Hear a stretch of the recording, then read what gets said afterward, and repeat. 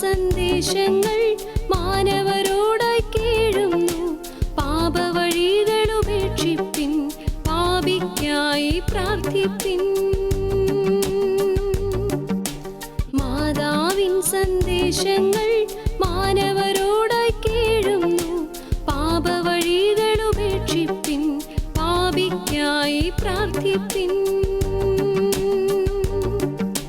പിതാവിൻ്റെയും പുത്രൻ്റെയും പരിശുദ്ധാത്മാവിൻ്റെയും നാമത്തിൽ ആമേൻ. നമ്മൾ ഈ ദിവസങ്ങളിലൊക്കെ കേട്ടല്ലോ, ഈ കുരിശുവരയുടെ പൂർണ്ണത, മനോഹാരിത എപ്പോഴാണ് പൂർണ്ണമാകുന്നതെന്ന്. നമ്മളിപ്പോൾ കുരിശ് വരച്ചില്ലേ? കുറേ ദിവസങ്ങൾക്ക് മുൻപ് നമ്മൾ കുരിശിൻ്റെ അടയാളം വരച്ച് നമ്മളെ തന്നെ കുരിശിന് സമർപ്പിച്ചതുപോലെയാണോ ഇപ്പോഴും? അല്ലെങ്കിൽ നിങ്ങൾ ഈ സന്ദേശങ്ങളൊക്കെ ശ്രദ്ധിക്കുന്നുണ്ട് എന്നാണ് ഞാൻ വിശ്വസിക്കുക. നമ്മുടെ സഹനത്തിൻ്റെ കുരിശിൻ്റെ ഭാരം കൂടും തോറും, ഭാരമല്ല അതിൻ്റെ ആഴം കൂടും തോറും നമ്മുടെ കൃപയുടെ വേരോട്ടത്തിന് വർധനവുണ്ടാകുമെന്ന് നമ്മൾ പഠിച്ചു അല്ലേ? നമുക്കൊരു നിമിഷം കണ്ണുകളടച്ച് ഹൃദയത്തോട് കരങ്ങൾ ചേർത്ത് വെച്ച് പ്രാർത്ഥിക്കാം. ഈശോയേ, അങ്ങയുടെ പാവപ്പെട്ട മക്കളാണ് ഞങ്ങൾ കേൾക്കുന്നുണ്ട്, ഗ്രഹിക്കാൻ പലപ്പോഴും ഞങ്ങൾക്ക് സാധിക്കുന്നില്ല. എന്നാൽ ഞങ്ങളുടെ ആഗ്രഹവും ഞങ്ങൾ ചിലവഴിക്കുന്ന ഈ സമയവും എല്ലാം അങ്ങയുടെ ദാനമാണെങ്കിലും അത് കൃപയായിട്ട് മാറ്റാൻ അങ്ങ് ഞങ്ങളെ അനുഗ്രഹിക്കണം. ഞങ്ങൾക്ക് നന്നായി ജീവിക്കണം ഈശോ, നന്മയിൽ ജീവിക്കണം. അമ്മേ, അമ്മയുടെ കാപ്പായിൽ പൊതിഞ്ഞ അമ്മയുടെ മക്കളെ നയിക്കണേ. പരിശുദ്ധാത്മാവിനാൽ ഞങ്ങൾ എല്ലാവരും നിറയപ്പെടട്ടെ, നയിക്കപ്പെടട്ടെ. ഈശോയുടെ സമാധാനം ഞങ്ങൾക്ക് പകർന്നു തരുന്ന പരിശുദ്ധ അമ്മയുടെ വിമല ഹൃദയത്തിലൂടെ ഞങ്ങളിതെല്ലാം ശ്രവിക്കട്ടെ, ഞങ്ങൾ ഗ്രഹിക്കട്ടെ, ഞങ്ങൾ അനുഭവിക്കട്ടെ, ഞങ്ങൾ ജീവിക്കട്ടെ. പരിശുദ്ധാത്മാവെ സഹായിക്കണമേ. പിതാവിൻ്റെയും പുത്രൻ്റെയും പരിശുദ്ധാത്മാവിൻ്റെയും നാമത്തിൽ ആമേൻ. ഹല്ലേലൂയ, പ്രൈസ് ദി ലോർഡ്. നമ്മൾ ഇന്നലെ കേട്ടുവല്ലേ, പരിശുദ്ധ അമ്മ മാർപ്പാപ്പയെ വിളിച്ചത് എന്താ? എൻ്റെ സ്നേഹഭാജനമായ, എൻ്റെ വിമല ഹൃദയത്തിൻ്റെ സ്നേഹഭാജനമായ മാർപ്പാപ്പ എന്ന്. അതിനു മുൻപ് സഭയിലും ലോകത്തും ഇന്ന് നടന്നുകൊണ്ടിരിക്കുന്ന കുറേ കാര്യങ്ങളെക്കുറിച്ച് പറഞ്ഞു. അസമാധാനവും രക്തസാക്ഷിത്വവും, രക്തം ചിന്താതെയുള്ള രക്തസാക്ഷിത്വം, ഇനി ഭൂമിയിൽ സംഭവിക്കാനിരിക്കുന്ന കാര്യങ്ങൾ, ഇതിനെല്ലാം ഒരു പ്രതിവിധിയേ ഉള്ളൂ: പ്രാർത്ഥന, പ്രായശ്ചിത്തം, പരിഹാരം. പരിശുദ്ധ അമ്മ എവിടെയൊക്കെ പ്രത്യക്ഷപ്പെട്ടിട്ടുണ്ടോ അവിടെയെല്ലാം അമ്മ പറഞ്ഞിട്ടുള്ള കാര്യമാണ് പ്രാർത്ഥന, പ്രായശ്ചിത്തം, പരിഹാരം. അത് ആർക്കെങ്കിലുമൊക്കെ ചെയ്യാനുള്ളതല്ല, അത് നമുക്ക് ചെയ്യാനുള്ളതാണ്. അത് നമ്മളിലൂടെ മാത്രം നിർവഹിക്കപ്പെടേണ്ടതാണ്. അങ്ങനെ ചെയ്ത് ജീവിച്ച ഒരു മാർപ്പാപ്പയാണ് ജോൺ പോൾ രണ്ടാമൻ മാർപ്പാപ്പ. ഇന്ന് വിശുദ്ധനാണ്. ആ മാർപ്പാപ്പയുടെ കാലത്താണ് അമ്മ ഈ സന്ദേശം തന്നത്.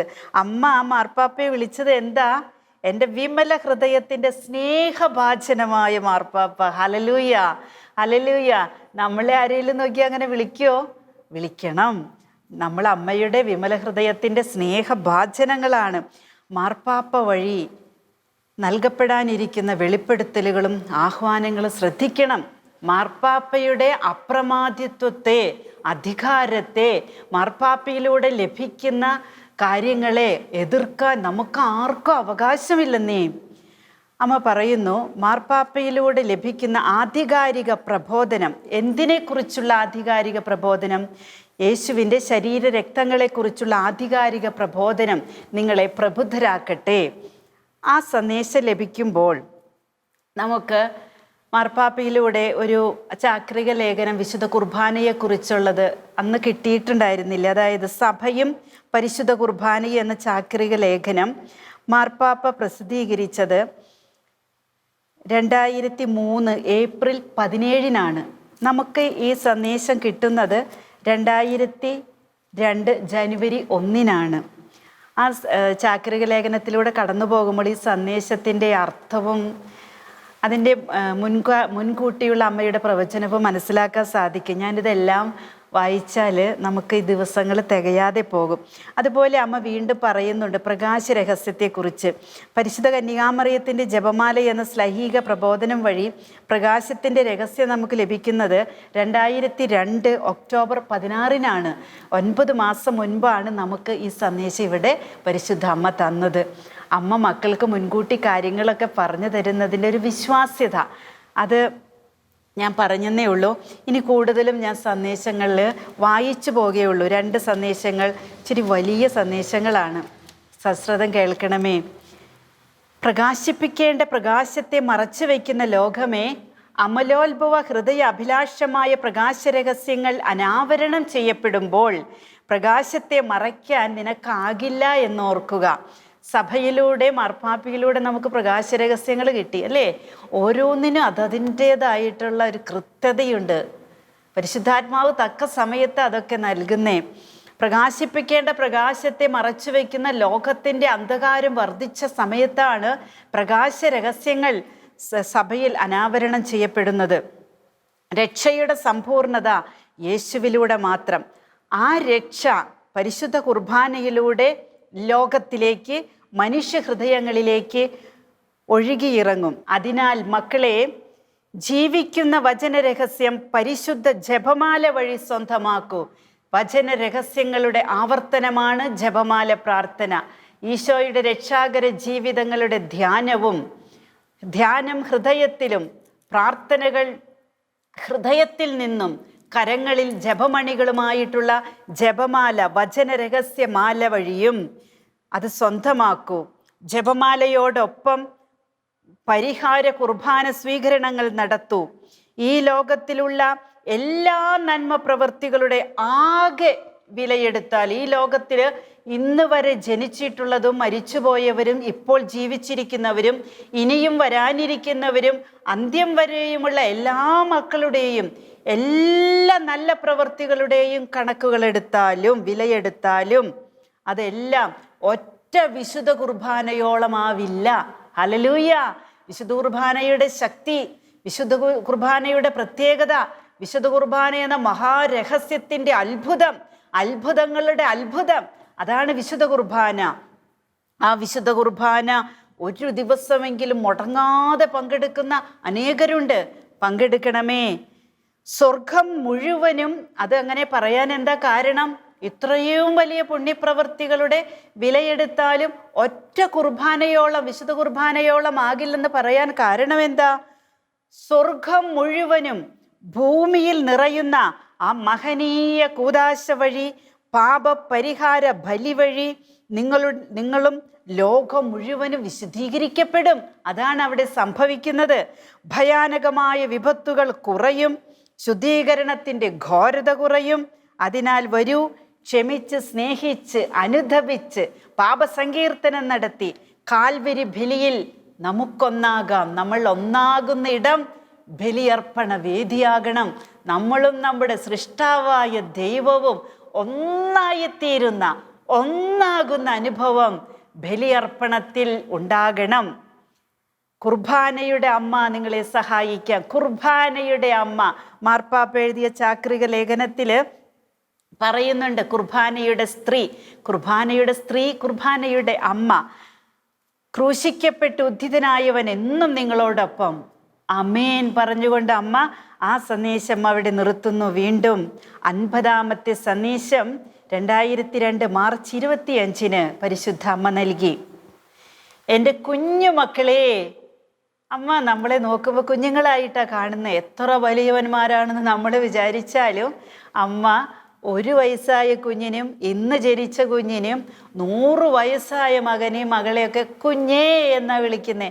എൻ്റെ കുഞ്ഞു മക്കളെ, എൻ്റെ തിരുക്കുമാരൻ അവിടുത്തെ 2ാമത്തെ ആഗമനത്തിനായി നിങ്ങളെ ഒരുക്കുവാൻ അവസാന കാലത്തെ പ്രവാചികയായി ഈ അമ്മയെ നിയോഗിച്ചിരിക്കുന്നതിനാൽ സ്നേഹത്തോടെ ആ ദൗത്യം പൂർത്തീകരിക്കുക നിങ്ങളുടെ സഹകരണത്തോടെയാണെന്ന് ഈ അമ്മ ഓർമ്മിപ്പിക്കട്ടെ. സ്നേഹത്തിൻ്റെ പ്രബോധനങ്ങളെ നിങ്ങൾ സ്വീകരിക്കണം. മുൻപൊരിക്കൽ നിങ്ങളെ അറിയിച്ചിട്ടുള്ള അതേ കാര്യം ഒരിക്കൽ കൂടെ ആവർത്തിക്കുന്നു. ഇത് ഈ സമയം ഇപ്പോൾ നമ്മൾ ശ്രവിച്ചുകൊണ്ടിരിക്കുന്ന ഈ സമയം, ഈ കാലയളവ് ദൈവനീതിയുടെ മണിക്കൂറാണ്. ദൈവനീതിയുടെയും കരുണയുടെയും കാസ നിറഞ്ഞു കവിയുന്നു. മാനസാന്തരപ്പെടുവിൻ മക്കളെ, തിരിച്ചറിവിലേക്ക് വരുവിൻ. ഇത് ദൈവനീതിയുടെ സമയമാണ്. ഇത് തിരിച്ചറിവിലേക്ക് വരേണ്ട സമയമാണ്. ദൈവീക ജ്ഞാനത്തിനായിട്ട് ദാഹിക്കുവിൻ. ദൈവത്തിൻ്റെ ജ്ഞാനം ലഭിക്കാതെ ലോകത്തിൻ്റെ എന്ത് ജ്ഞാനം, എന്ത് ഡിഗ്രി ലഭിച്ചാലും ദൈവത്തിൻ്റെ ജ്ഞാനമില്ലെങ്കിൽ നമ്മൾ സീറോയാണ്. ദൈവത്തിൻ്റെ ജ്ഞാനത്തിനായിട്ട് ദാഹിക്കുവിൻ. ലോകം തരുന്ന ക്ഷണിക സന്തോഷങ്ങളിൽ അവസാനിക്കാനുള്ളതല്ല നിങ്ങളുടെ വിലപ്പെട്ട ജീവിതം. അത് യേശുവിൻ്റെ രക്തത്തിൻ്റെ വിലയും നിത്യതയിലേക്കുള്ള വിളിയുമാണ്. Hallelujah, hallelujah. എന്തൊരു അർത്ഥമുള്ള കാര്യം അമ്മ പറഞ്ഞത്. ദൈവിക ജ്ഞാനത്തിനായിട്ട് ദാഹിക്കണം. ലോകം തരുന്ന ക്ഷണിക സന്തോഷങ്ങളിൽ അവസാനിപ്പിക്കരുത് ഈ ജീവിതം. ദൈവിക ജ്ഞാനമുള്ളവർക്ക് അങ്ങനെ അവസാനിപ്പിക്കാൻ പറ്റില്ല ഈ ജീവിതം.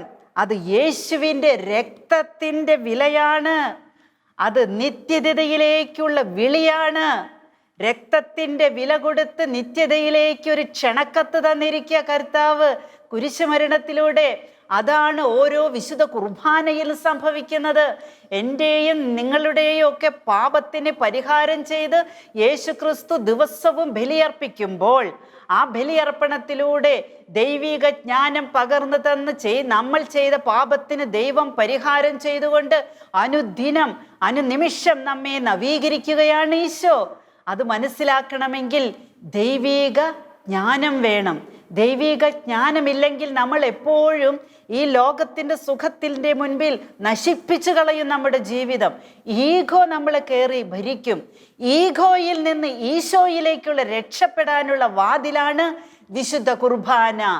തന്നെത്താൻ താഴ്ത്തിയവൻ, എളിമയോടെ പാദസേവ ചെയ്തവൻ, പാദങ്ങൾ കഴുകിയവൻ, ഞാൻ ആരുമല്ല നിങ്ങളുടെ മുൻപിലെന്ന് ലോകനാഥൻ ഏറ്റുപറഞ്ഞവൻ, ദൈവപിതാവിൻ്റെ മഹത്വത്തിനു വേണ്ടി ലോകത്തിൻ്റെ പാപം ഏറ്റെടുത്ത് സ്വയം ശൂന്യനായവൻ, ഒന്നുമല്ലാത്തവനാണെന്ന് ലോകത്തിന് വിധിക്കാൻ പറ്റും. എന്നാൽ ശൂന്യതയിൽ നിന്ന് ലോകത്തെ സൃഷ്ടിച്ചവനാണവൻ. ശൂന്യതയിലേക്കല്ല മനുഷ്യമക്കളെ കൊണ്ടുപോകുക, സ്വർഗത്തിലേക്ക്, നിത്യതയിലേക്കാണ്. ആ നാഥൻ നമ്മോട് പറയുകയാണ്, കുഞ്ഞേ, നീ അത് മനസ്സിലാക്കാതെ നിന്റെ വിലപ്പെട്ട ജീവിതത്തെ ലോകത്തിൻ്റെ ക്ഷണികതയ്ക്ക് മുമ്പിൽ നശിപ്പിക്കുമ്പോൾ നിന്നിൽ ഈഗോ കളിക്കും. ഈ ഈഗോയാണ് പലപ്പോഴും നിന്നെ കൊണ്ട് പാപം ചെയ്യിപ്പിക്കുന്നത്, ദൈവത്തിലേക്ക് തിരിയാൻ നിന്നെ സമ്മതിപ്പിക്കാത്തത്, നിന്റെ ജീവിത പങ്കാളിയുടെ ജീവിതവുമായിട്ട് നിന്നെ തട്ടിച്ചു നോക്കി ഈഗോ കയറി കളിക്കുന്നത്, കുടുംബ സമാധാനം തകരുന്നത് എല്ലാം ഈഗോയിൽ നിന്നാണ്. ഈഗോ മാറ്റണം, ഈശോയിലേക്ക് രക്ഷപ്പെടണം. അത് യേശുവിൻ്റെ രക്തത്തിൻ്റെ വിലയാണ് നിന്റെ ജീവിതം. ഗബ്രിയേൽ ദൈവദൂതൻ സകല ജനതയ്ക്കുമുള്ള വിമോചകൻ എന്നിലൂടെ പിറക്കുമെന്ന സ്വർഗീയ വാർത്ത എന്നെ അറിയിച്ചപ്പോൾ മുതൽ കുരിശിൻ ചുവട്ടിൽ വെച്ച് എൻ്റെ സഹരക്ഷണീയ കൃത്യത്തിൻ്റെ ഫലമായി ലഭിച്ച ആധ്യാത്മിക മാതൃത്വം വരെയുള്ള നിമിഷങ്ങൾ നിങ്ങളൊന്ന് ഓർത്തു നോക്കൂ മക്കളെ. അമ്മയുടെ ലൈഫ് ഹിസ്റ്ററി ഇങ്ങ് പറഞ്ഞു തരാം. ഗബ്രിയേൽ ദൂതൻ, ദൈവദൂതൻ, പിതാവായ ദൈവത്തിൻ്റെ ഇഷ്ടം കന്യകയായ മറിയത്തെ അറിയിച്ച നിമിഷം മുതൽ, എന്നിലൂടെ ഈ ലോക ജനതയ്ക്കുള്ള വിമോചകൻ പിറക്കും എന്നറിയിച്ച നിമിഷം മുതൽ, സ്വർഗീയ വാർത്ത സ്വീകരിച്ച നിമിഷം മുതൽ, കുരിശിൻ ചുവട്ടിൽ വെച്ച് ആ സ്വർഗീയ വാർത്തയുടെ പൂർത്തീകരണം നടക്കുന്ന സമയം വരെ സഹരക്ഷകയായിട്ട് ആ കൃത്യം നിർവഹിച്ച പരിശുദ്ധ അമ്മ കുരിശിൻ്റെ ചുവട്ടിൽ വെച്ചിട്ട് ഈ നിർവഹണത്തിൻ്റെയൊക്കെ ഫലമായിട്ട് വലിയൊരു ഉത്തരവാദിത്വം ഏറ്റെടുത്തു. ആത്മീയ മാതൃത്വം, ആധ്യാത്മിക മാതൃത്വം. ഞാൻ എപ്പോഴും പറയുന്നൊരു കാര്യം, ഞാനല്ല പരിശുദ്ധാത്മാവ് പറയുന്നൊരു കാര്യമാണ്. ഒരു മകനെ ബലി കൊടുത്ത് കോടാനുകോടി മക്കൾക്ക് ജന്മം കൊടുക്കാൻ കുരിശിൻ ചുവട്ടിൽ വെച്ച് പരിശുദ്ധ അമ്മ ആധ്യാത്മിക മാതൃത്വം ഏറ്റെടുത്തു. എന്തൊരു വലിയ ഉത്തരവാദിത്വമാ. ആ നിമിഷങ്ങൾ നിങ്ങളൊന്ന് ഓർത്തു നോക്കിയേ. പിളർക്കപ്പെട്ട എൻ്റെ വിമല ഹൃദയമാകുന്ന പിള്ളത്തൊട്ടിലിൽ നിങ്ങളെ ഭരമേൽപ്പിച്ച എൻ്റെ തിരുസുതൻ്റെ രോദനം ഇന്നും ഹൃദയത്തിൽ ഏറ്റുവാങ്ങിയാണ് ഞാൻ നിങ്ങളോട് സംസാരിക്കുന്നത്. അമ്മ വെറുതെ വന്നതല്ല. കർത്താവിൻ്റെ രോദനം കേട്ടിട്ട് കുരിശിൻ ചുവട്ടിൽ വെച്ച് പിളർക്കപ്പെട്ട ഹൃദയത്തിലേക്ക് ലോകമക്കളുടെ മാതൃത്വം ഭരമേൽപ്പിച്ച കർത്താവിൻ്റെ രോദനം ഹൃദയത്തിൽ ഏറ്റുവാങ്ങിയിട്ടാണ് അമ്മ ഇന്ന് നമ്മളോട് സംസാരിക്കുന്നത്. മക്കളെ, ഒരിക്കലും തളരാതെ പരിശുദ്ധ പരമതൃത്വത്തെ സ്നേഹിക്കൂ. ദേവാലയങ്ങളിൽ ഏകനായി കഴിയുന്ന എൻ്റെ തിരുക്കുമാരൻ്റെ വേദന നിങ്ങൾ മനസ്സിലാക്കൂ. ഇതിന് വലിയ അർത്ഥമുണ്ട്. ഈ ഒറ്റ സെന്റൻസിന് ഈശോയുടെ വലിയ വേദനയാണ് ദേവാലയങ്ങളിലെ ഏകാന്തത. വിശുദ്ധ കുർബാനയ്ക്ക് നമ്മൾ പോയിട്ട് വിശുദ്ധ കുർബാനയുടെ ആശീർവാദം സ്വീകരിച്ച് മടങ്ങിപ്പോരും. വീണ്ടും ആ ദേവാലയത്തെ ഒന്ന് ഓർക്കാനായിട്ട് പലപ്പോഴും നമുക്കൊന്നും സാധിക്കാറില്ല.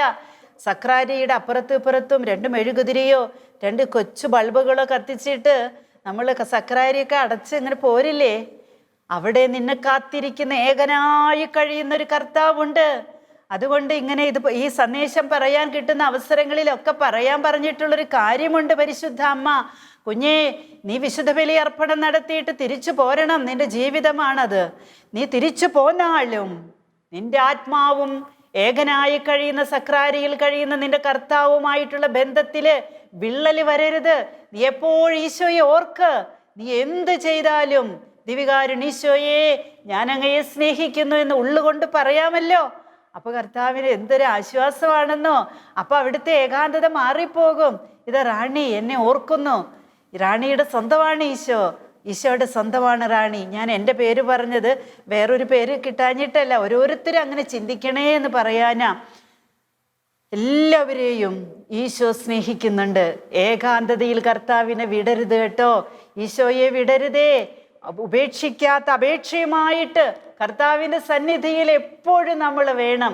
ഇത്രയൊക്കെ പറയുമ്പോഴും ഞാൻ ഓർത്തു പോകുന്നു, ഒരിക്കലും അപേക്ഷകൾ സമർപ്പിക്കരുത് എന്നല്ല കേട്ടോ ഈശോ പറഞ്ഞിട്ടുള്ളത്.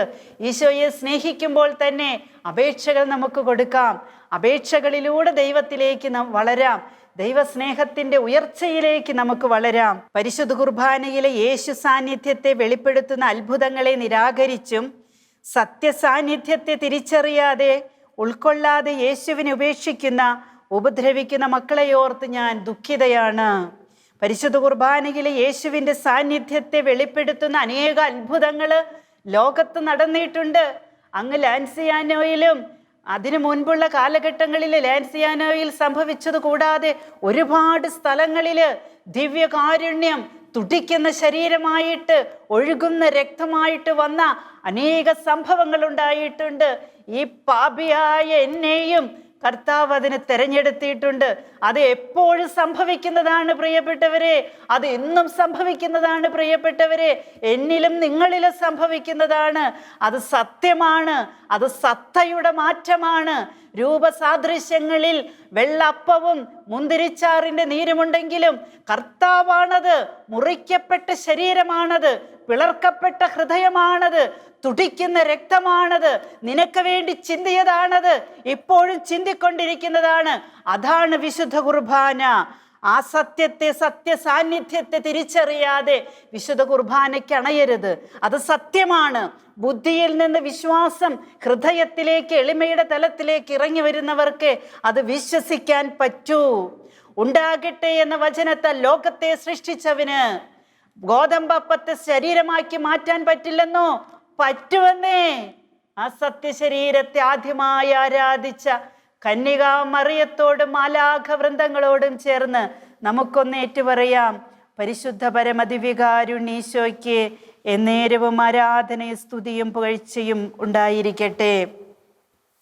ഇത് തിരിച്ചറിയാതെ ഉൾക്കൊള്ളാതെ യേശുവിനെ ഉപേക്ഷിക്കുന്ന, ഉപദ്രവിക്കുന്ന മക്കളെ ഓർത്ത് അമ്മ ദുഃഖിതയാണ്. സത്യവചനത്തെ അവഹേളിക്കുകയും യുക്തിവാദപരമായ വ്യാഖ്യാനം വഴി കീറി മുറിവേൽപ്പിച്ച് മർദ്ദിക്കുന്നു. തിന്മയുടെയും പാപത്തിൻ്റെയും മാർഗത്തിലൂടെ സഞ്ചരിച്ച് ദുഷ്പ്രവൃത്തികളും അശുദ്ധിയും സ്വാർത്ഥതയും വിദ്വേഷവും വ്യാപിപ്പിക്കുക എന്നത് ഈ ലോകത്തിൻ്റെ പ്രത്യേകതയായിട്ട് കാണുന്നു.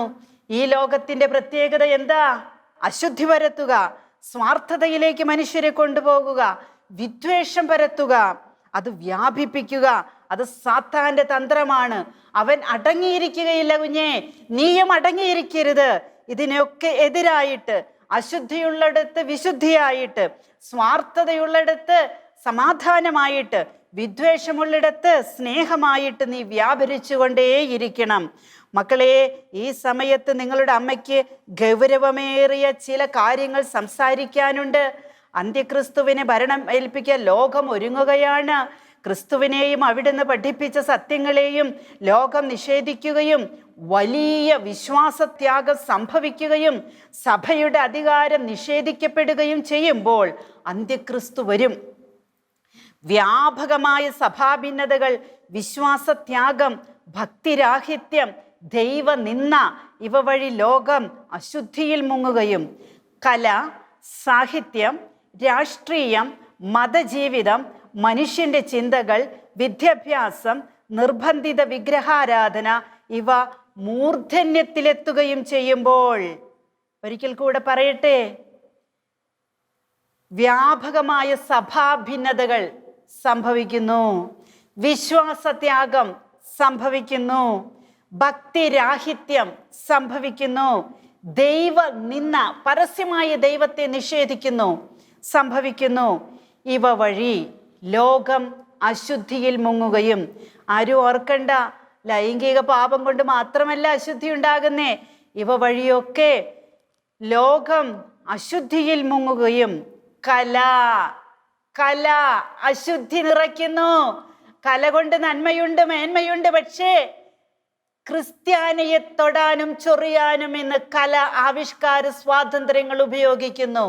ക്രിസ്ത്യാനിയെ ചൊറിഞ്ഞാൽ അജ്ഞാനിയെ കാണാമെന്ന ആദിമകാലങ്ങളിലുള്ള മക്കളുടെ എല്ലാ കാര്യങ്ങളും ഇന്ന് സത്യമായി കൊണ്ടിരിക്കുക. ക്രിസ്ത്യാനിയെ ചൊറിഞ്ഞാൽ അജ്ഞാനിയെ കാണാമെന്ന് ലോകം തെളിയിക്കുകയാണ്. കല, സാഹിത്യം, രാഷ്ട്രീയം, മതജീവിതം, മനുഷ്യന്റെ ചിന്തകൾ, വിദ്യാഭ്യാസം, നിർബന്ധിത വിഗ്രഹാരാധന ഇവ മൂർധന്യത്തിലെത്തുകയും, തിന്മയുടെ കളികളല്ലേ ഇതൊക്കെ? ഒന്ന് ചിന്തിച്ചു നോക്കി. കാർട്ടൂണുകളിലൂടെയും മറ്റു പല സംഗതികളിലൂടെയും ക്രിസ്ത്യാനിയെ ഇങ്ങനെ ചൊറിഞ്ഞുകൊണ്ടിരിക്കുന്ന ഒരു ലോകം. ഇതൊക്കെ അശുദ്ധി പരത്തുന്നതിൻ്റെ അടയാളങ്ങളാണ്. ഒരുപക്ഷെ പരത്തുന്നവർ അത് ചിന്തിക്കുന്നില്ലായിരിക്കാം, അവരുടെ ചിന്തയല്ലേ ആയിരിക്കും, പക്ഷെ തിന്മ അവരെ കൊണ്ട് അത് ചെയ്യിപ്പിക്കുന്നുണ്ട്.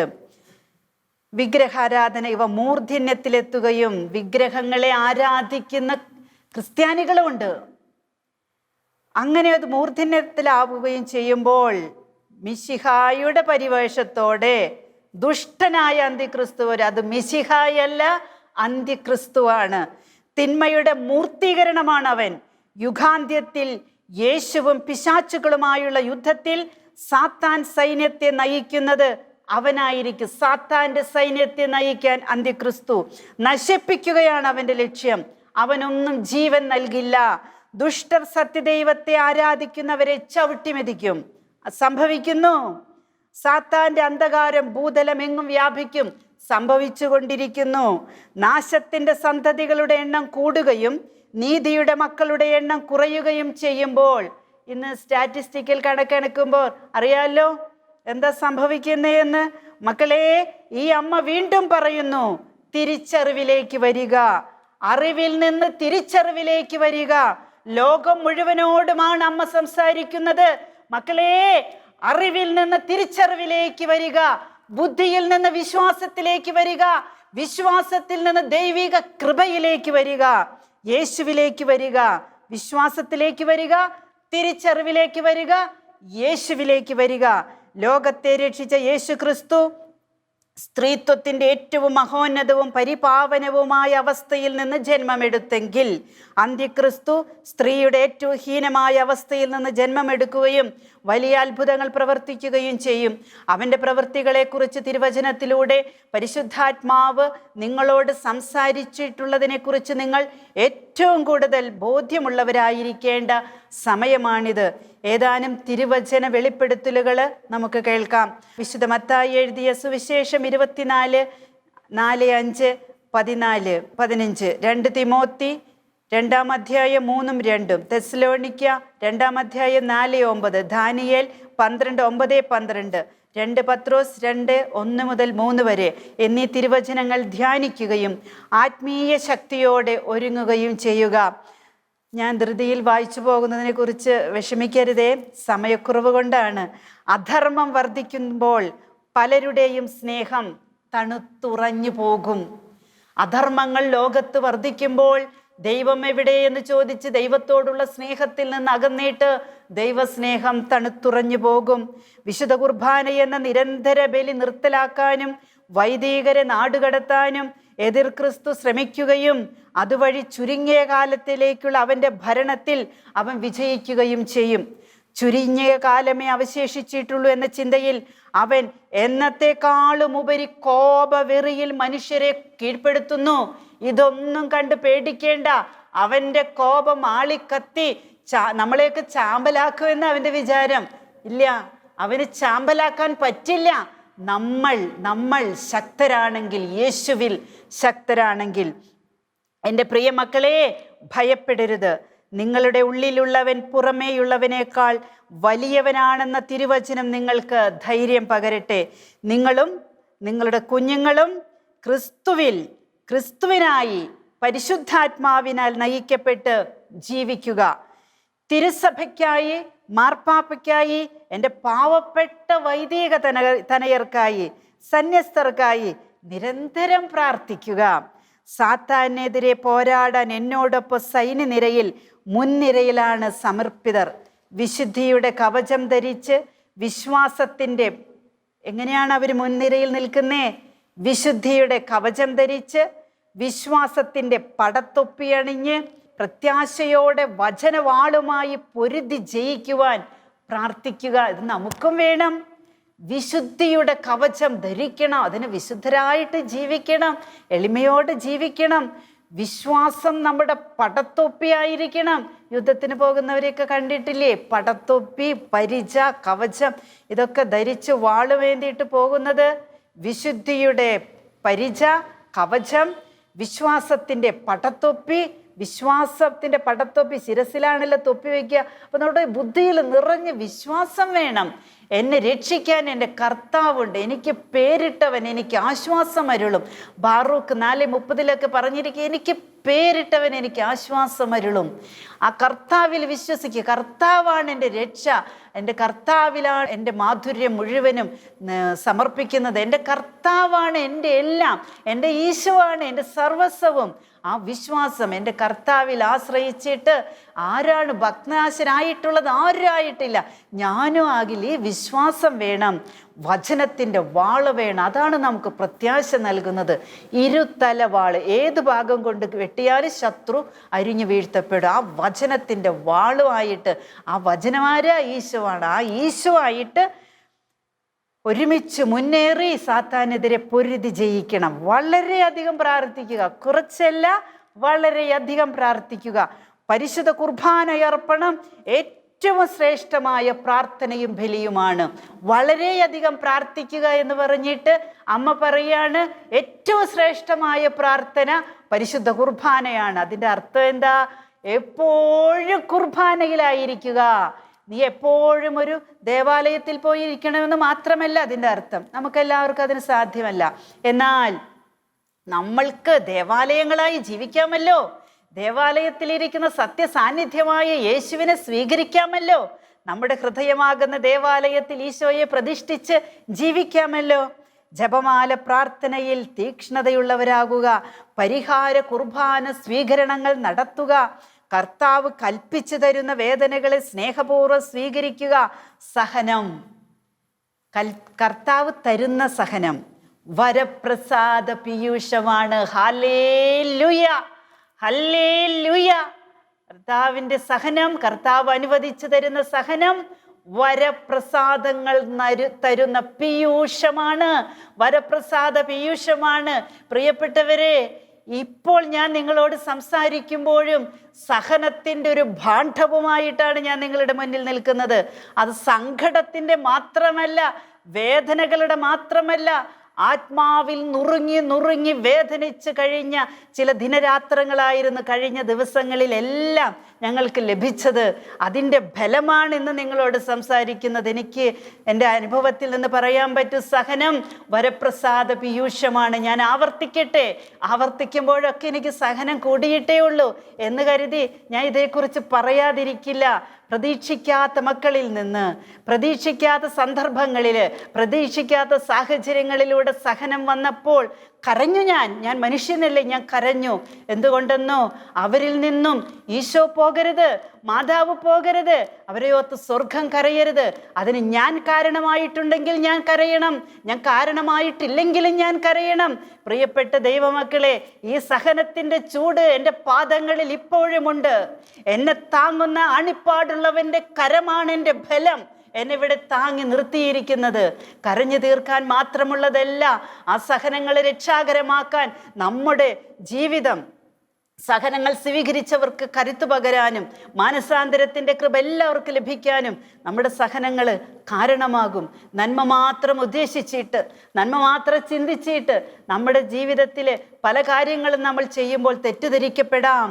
അത് അതിൻ്റെ അർത്ഥത്തിൽ എല്ലാവരും സ്വീകരിക്കണമെന്നില്ല. സാരമില്ലെന്നേ, സാരമില്ല, നമുക്ക് മുന്നേറാം. മക്കളെ, നൊമ്പരങ്ങളും ഒറ്റപ്പെടുത്തലുകളും തെറ്റിദ്ധരിക്കപ്പെടലും വഴി കുരിശിനെ പരിചയപ്പെടാനും, അതേ കുരിശിനെ പരിചയപ്പെടാൻ മുറിവേറ്റവൻ ഇങ്ങനെ ആലിംഗനം ചെയ്ത് കൊണ്ടുവരുന്ന സഹന സമയങ്ങളുണ്ടല്ലോ, വേദനാജനകമാണ് കേട്ടോ. എന്നാൽ കുരിശിൻ്റെ വഴിയെ സഞ്ചരിക്കാനും നിങ്ങൾക്ക് അവസരങ്ങൾ കിട്ടും. അവയൊന്നും പാഴാക്കാതെ നിത്യസമ്മാനത്തിനുള്ള യോഗ്യതയായി സ്വീകരിച്ച് സമർപ്പിക്കൂ എന്ന് കരുതി നമ്മൾ ആർക്കും സഹനങ്ങൾ കൊടുക്കരുത്. നമ്മൾ ആരും സഹനമാകരുത്. നമ്മളെക്കുറിച്ച് ഓർക്കുമ്പോൾ ആരും കരയരുത്. ആത്മീയ രക്തസാക്ഷിത്വം ദൈവ തിരുമുൻപിലേറെ വിലയുള്ളതാണ്.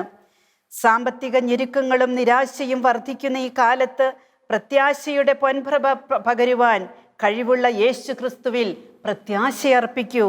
അമലോത്ഭവയായ നിങ്ങളുടെ അമ്മ നരകസർപ്പത്തിൻ്റെ തലയെ ചവിട്ടുമ്പോൾ നരകത്തിൻ്റെ വാതിലുകൾ അടയപ്പെടും. അതിന് സഹനം വേണം.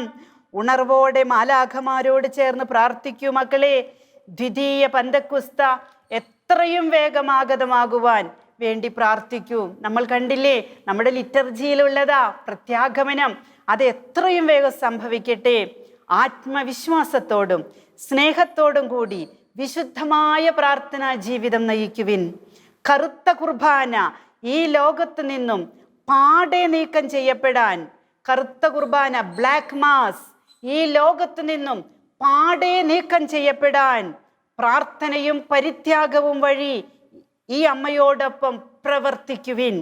ആന്തരികവും രക്തപങ്കിലവുമായ ശുദ്ധീകരണത്തിലൂടെ മനുഷ്യവംശത്തിന് ലഭിക്കാനുള്ള യഥാർത്ഥമായ സമാധാനത്തിനായിട്ട് പ്രാർത്ഥിക്കുവിൻ.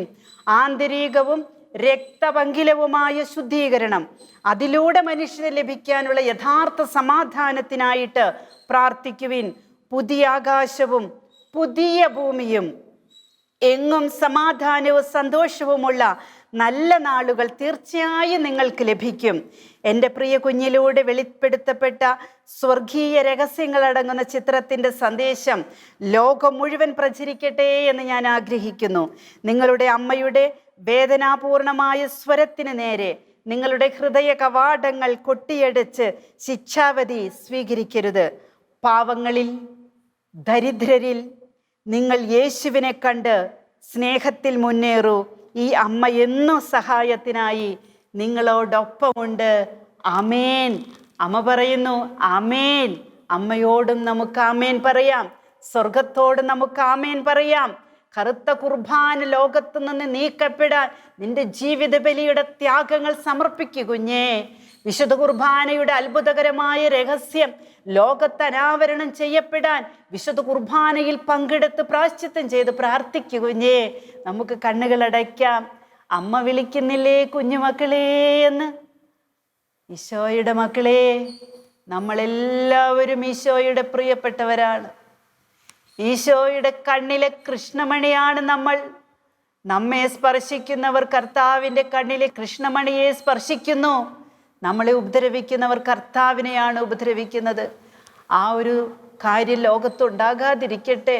നമ്മളെ തൊടുന്നവർ കർത്താവിനെ തൊടണമെങ്കിൽ, നമ്മളെ കാണുന്നവർ കർത്താവിനെ തൊടണമെങ്കിൽ കർത്താവ് നമ്മിൽ വേണ്ടേ? വേണം. ഈശോയെ, അങ്ങ് പൂർണ്ണമായിട്ട് എന്നിൽ നിറയണമേ എന്ന് ആഗ്രഹിച്ചുകൊണ്ട് ഞാൻ പ്രാർത്ഥിക്കുന്നു. എന്നിൽ നിറയണമേ, ഞാൻ അങ്ങിൽ ഒന്നാകട്ടെ. അമ്മയുടെ ഹൃദയത്തിലായിരുന്നു കൊണ്ട് ഈശോയുടെ തിരുഹൃദയ സ്നേഹം അനുഭവിച്ച് അവിടുത്തെ കരുണയുടെ നിറവിൽ ദിവ്യകാരുണ്യത്തിൽ ഞാനും ലയിക്കട്ടെ. ലോകം മുഴുവനും നിറയട്ടെ. ആമേൻ. ഹല്ലേലൂയ. Praise the Lord. ആവേ മരിയ.